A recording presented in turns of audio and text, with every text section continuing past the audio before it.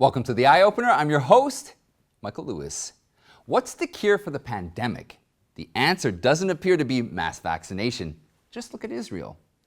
The border situation has gotten out of control. Thousands of migrants are gathering under the International Bridge in Del Rio, Texas, waiting to be processed. Will the Biden administration address this? The Joint Chiefs of Staff confirmed the calls that Chairman Mark Milley made to China. However, the claim contradicted the response from the former acting defense secretary, Christopher Miller. Finally, we have great news for all parents, so make sure you stick around till the end. Okay, my friends, let's take a closer look at this week's highlights together. At the beginning of today's show, we will talk about an interesting phenomenon about the pandemic. Israel has one of the highest vaccination rates in the world. Over 81% of the population has been fully vaccinated. The country's health ministry is considering changing the definition of a full vaccination as it's rolling out the third and the fourth booster shots. Nearly 1 in 3 Israelis has received a booster shot. But despite all of this, the country is now suffering a new wave of record high infections. This week, the health ministry announced more than 10,000 new COVID-19 cases on average each day. It's interesting that mass vaccination did not stop the spread of the coronavirus. Israel is not doing anything different from countries with low vaccination rates. Director of the health ministry, Nachman Ash, said they did not see a clear drop in the R numbers either, which indicates how many people each virus carrier will infect. All the countries that are rushing vaccine passports and issuing new mandates should look at Israel. We cannot blindly push vaccinations knowing that they won't stop the disease. What's the correlation between the vaccination rate and the infection level, the hospitalization level? We haven't heard the government or health agencies talking about the evidence that the vaccines are the cure of the pandemic. Mankind has endured several great plagues, and there are mysteries about them that are hard to explain. Roman historian Evagrius Ponticus witnessed something strange about the Justinian plague from AD 541. He wrote that there were people who had fled the city who were perfectly healthy themselves, but they spread the disease to those who were not sick. There were even people who lived among the affected and were in contact with the dead, but didn't get sick. Maybe there's something beyond what science can explain. At least we should remain open about the cure of the disease. A bombshell this week was 2 phone calls to China by the highest-ranking military officer, Mark Milley, during the final months of Donald Trump's presidency. The Washington Post broke the news on Tuesday that in the forthcoming book, Peril, the Joint Chief of Staff chairman allegedly called CCP General Li Shuoshang twice. Right before the 2020 election and then after the January 6th Capitol breach, Milley assured Li in secret that there was no attack being planned against the CCP. And if the president decided to attack, Milley said he would give Li a heads up. The story shocked Washington. We have reservations about the credibility of the 2 authors, Bob Woodward and Robert Costa, and the accuracy of the report. The alleged phone calls were not pulled out of thin air. Media from both sides hyped up the revelation, but with very different narratives. The left is focusing on Trump's part. They continue to accuse the former president of politicizing January 6th, which they described as an insurrection. According to the book, Milley was concerned that the president would start a war with the CCP. But this talking point is pretty far-fetched. Trump was the first president since Jimmy Carter not to have gotten America into a new military conflict. He's very much against war and talked about it openly. The real problem of the phone calls, if true, is that Milley ignored his commander-in-chief's authority and conducted his own operations. The book also alleged that on January 8th, Milley had a secret meeting with senior military leaders and told them not to take orders from anyone unless he was involved. These are pretty serious allegations against Milley. The general has been criticized for his handling of the Afghanistan withdrawal. Now, forget about what the media are saying. What's Milley's reaction and that of the White House? First, Milley's office confirmed the calls but said they weren't secret. Its exact statements from Wednesday reads, his calls with the Chinese and others in October and January were in keeping with their duties and responsibilities conveying reassurances in order to maintain strategic stability. All calls from the chairman to his counterparts, including those reported, are staffed, coordinated, and communicated with the Department of Defense and the interagency. President Biden has sided with Milley without explanation. He told reporters on Wednesday that he has great confidence in the general. At a White House briefing, Press Secretary Jen Psaki said Biden believes Milley is patriotic and his fidelity to the Constitution is unquestionable. She reminded reporters of the context when the calls took place and used the word insurrection to describe the Capitol breach. Psaki claimed it's the obligation of every Joint Chiefs chairman to follow constitutional orders to prevent, quote, unlawful military action. The White House didn't touch on the veracity of the allegations. Americans need to know whether or not Milley broke the chain of command, called the CCP the adversary of the United States behind the president's back. And Milley's fidelity to the Constitution is unquestionable? Few would agree. The book asserted, and the left's narrative also has been, that Milley called his CCP counterpart because he was afraid the former president would launch a nuclear attack after the Capitol breach. Put aside the absurdity of the nuclear attack claim, there is zero evidence suggesting that, except comments from a couple of people, the law prohibits the chairman of the Joint Chiefs from exercising any operational command authority anywhere. If Milley really thought his president was unstable, there are provisions in the U.S. Constitution that specifically addresses this. Namely, the president would be removed under the 25th Amendment. Going along with the left's narrative for Milley, the chairman didn't follow the law. Rather, he ran his own operation and phoned Beijing. Former Acting Defense Secretary Christopher Miller led the Pentagon after the 2020 election till Inauguration Day. He denied that he knew about the second alleged phone call. Miller said he did not and would never authorize such conduct described in the book. If the call was coordinated and communicated with the Defense Department, like the chairman's office said, how could it be that the head of the Pentagon did not know about it? What Miller said contradicts the response from the Joint Chief of Staff. Republicans and a number of prominent figures, including Christopher Miller, said Mark Milley must resign or be fired if his insubordination is proven true. Now, before making future allegations, an official allegation into the reports is needed. From another perspective, however, the incident of the alleged phone calls reflects the continued state of a deeply divided nation. Another big event this week was the recall election for California Governor Gavin Newsom.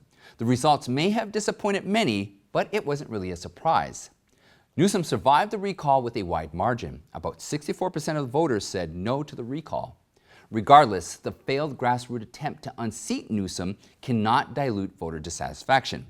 The recall campaign had collected more than 1.6 million signatures, and a significant portion was from non-Republicans. And notably, the election was not free of irregularities. Earlier, we reported the already voted story. There's another from Woodland Hills, Los Angeles, where a voter told of a similar experience at the poll station. Around noon, 1 o'clock, we go to a voting center that we had gone to before. That's our center. And we walk up to the person, and they look up our names, and they tell us that the system showed that we had already voted. And we were shocked. We're like, well, we hadn't voted. It wasn't us. And they apologized. They said this is happening to about 70% of those who had showed up that day.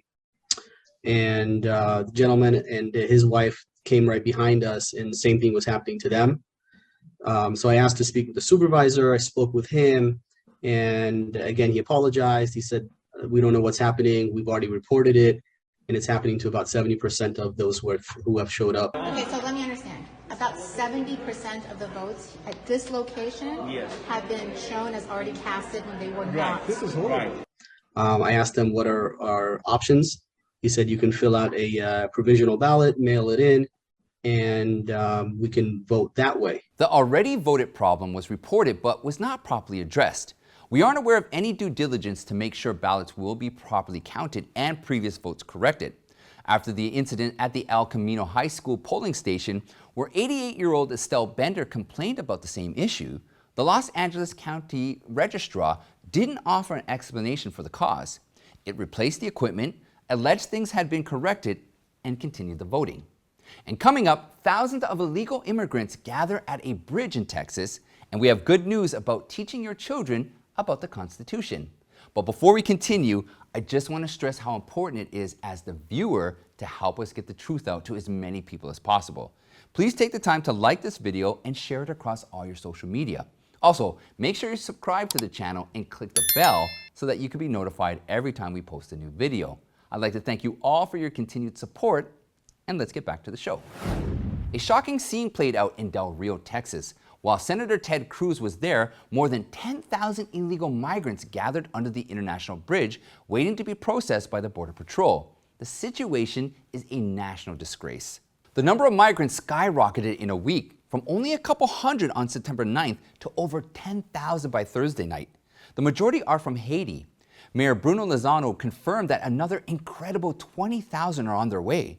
Lozano said he's deeply frustrated. The things he worries about are a stampede and terrorism.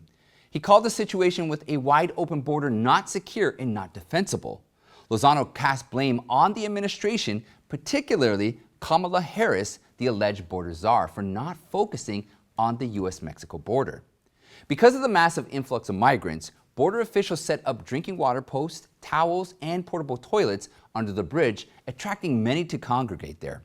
What's more, to feed the thousands of migrants now, the city has to give them 3 meals a day, costing $1 million per week using taxpayers' dollars. Representative Tony Gonzalez said that the surge in Haiti immigrants was triggered by the cancellation of repatriation flights back to the country. Gonzalez said the Biden administration signaled Haitians that now is the time to try to enter the U.S. Border apprehensions continued at record highs last month, and arrest of illegal migrants topped 200,000 for a second consecutive month.